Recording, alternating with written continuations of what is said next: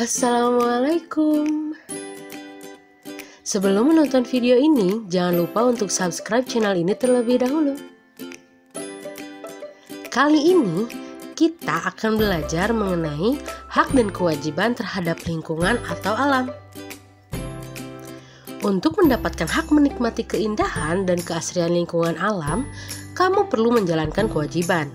Keduanya harus tetap seimbang agar lingkungan alam di sekitarmu tetap asri. Pada kesempatan kali ini kita akan belajar mengenai hak dan kewajiban terhadap lingkungan hutan dan sungai. Yang pertama yang akan kita bahas yaitu hak terhadap lingkungan hutan.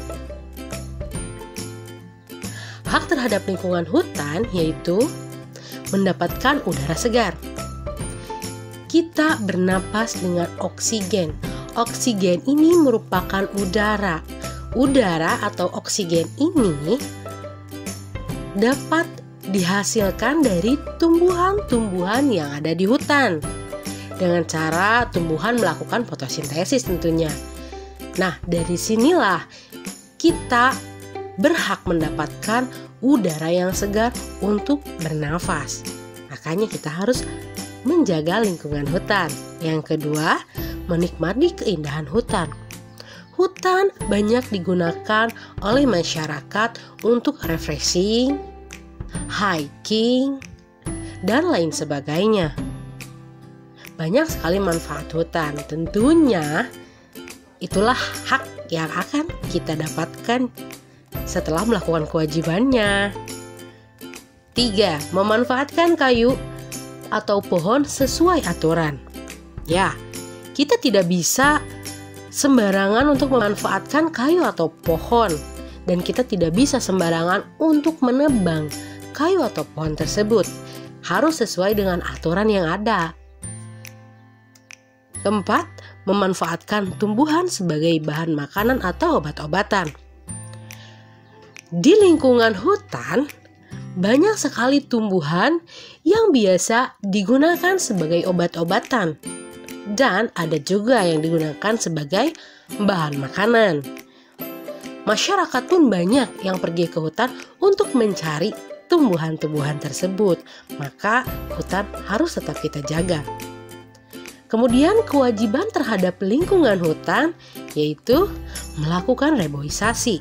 Yes, melakukan reboisasi ini kalian membantu hutan menjadi lebih indah, lebih asri. Melakukan penghijauan, melakukan penanaman kembali, itu juga mencegah terjadinya longsor ataupun banjir. Yang kedua, tidak menebang pohon secara berlebihan. Kalian bayangkan kalau kalian terus-menerus menebang pohon tanpa aturan dan berlebihan, maka hutan akan gundul. Akibatnya terjadilah longsor atau banjir. Yang ketiga, tidak membuka lahan tambang secara berlebihan.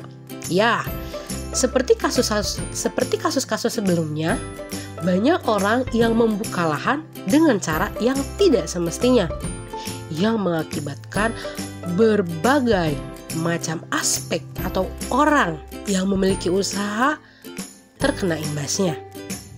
Dari masyarakat sekitar ataupun dari luar daerah tersebut juga terkena imbasnya. Contohnya, pembukaan lahan untuk ladang di daerah hutan. Kasus-kasus sebelumnya mengakibatkan negara tetangga pun terkena imbasnya. Maka kita harus menjaga agar itu tidak terjadi. Jika kalian ingin membuka lahan, bukalah dengan aturan yang benar. Selanjutnya yang akan kita bahas yaitu hak dan kewajiban terhadap lingkungan sungai. Hak terhadap lingkungan sungai yang pertama, menggunakan air untuk keperluan mandi dan mencuci. Ya, kita memerlukan air untuk mandi, masak, mencuci. Nah, di lingkungan sungai atau air sungai ini bisa kalian manfaatkan untuk mandi dan mencuci. Dengan syarat air sungai tersebut bersih, tidak tercemar. Yang kedua, memanfaatkan aliran sungai untuk transportasi.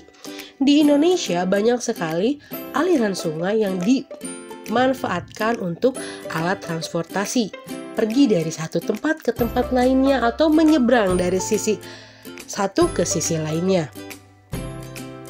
Yang ketiga, memanfaatkan air untuk pengairan sawah. Di sini, para petani juga memanfaatkan air untuk mengairi sawah, karena mungkin di daerah sawahnya pengairannya kurang, sehingga para petani mengambil dari aliran sungai untuk dialirkan ke sawah-sawah para petani atau masyarakat. Yang keempat, memanfaatkan aliran air sebagai pembangkit energi listrik. Biasanya aliran air sungai ini ditampung di waduk atau di bendungan yang kemudian nantinya akan dipergunakan sebagai pembangkit listrik tenaga air. Selanjutnya kita bahas mengenai kewajiban terhadap lingkungan sungai. Yang pertama, mengolah limbah sebelum membuang ke sungai. Ya, kita harus mengolah limbah terlebih dahulu sebelum dibuang ke sungai. Kenapa? Karena jika limbah tersebut langsung dibuang ke sungai, maka itu akan mengotori air di sungai, sehingga kita tidak bisa menggunakan air itu untuk mandi dan mencuci. Yang kedua, menanam tumbuhan di sepanjang sungai. Ini wajib kita lakukan. Kenapa?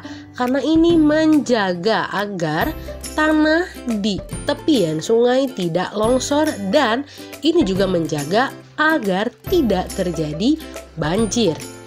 Yang ketiga, tidak mendirikan bangunan di sepanjang tepi sungai. Ya, ini menyalahi aturan.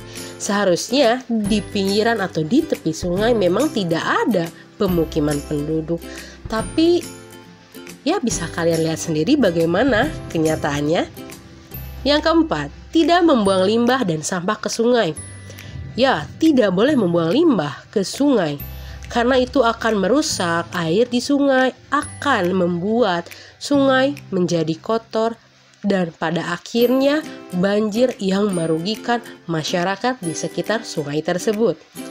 Sekian video pembelajaran kali ini. Semoga video ini bermanfaat. Sampai jumpa di video pembelajaran selanjutnya. Terima kasih.